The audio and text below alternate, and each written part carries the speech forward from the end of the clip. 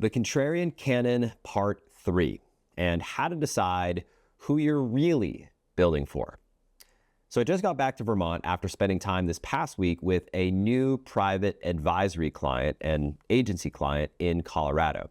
And now I'm back deep into book editing mode for my upcoming book, Return to Real. In fact, I just spent my entire Saturday working on retooling chapters 3 and 4. And while I've still got quite a ways to go with this manuscript, I'm continuing to make good progress. By the way, if you have interest in being an early beta reader, stay tuned. I'll be sharing an opportunity to get involved in the coming weeks. Make sure you subscribe to The Digital Contrarian at thedigitalcontrarian.com to learn more about that opportunity.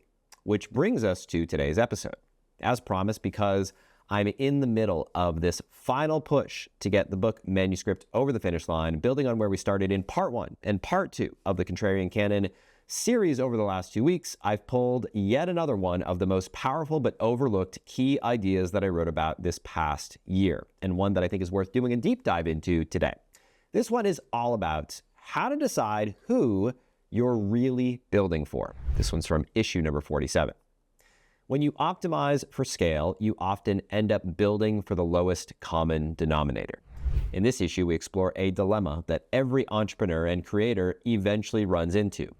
Do you build for the 100, the small group of people who are hyper-engaged and actively responding to you? Do you build for the 100,000, the silent majority who reads and watches and consumes but rarely raises their hand? Or do you orient everything you create around the one, i.e. a single real person, a real human being that you're truly creating for?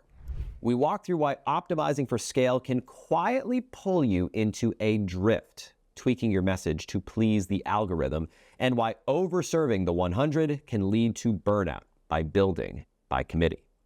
Then we land on the reframe. When you center your business around the one, their fears, context, and internal dialogue, you sharpen your message, you simplify your decisions, and you avoid dilution, while still honoring the 100 and serving the 100,000. What you'll get if you double-click is a clear lens for deciding where your attention should go, the 100, the 100,000 versus the one, plus reflection questions that you can use immediately to bring your messaging, your offers, and your strategy back into alignment.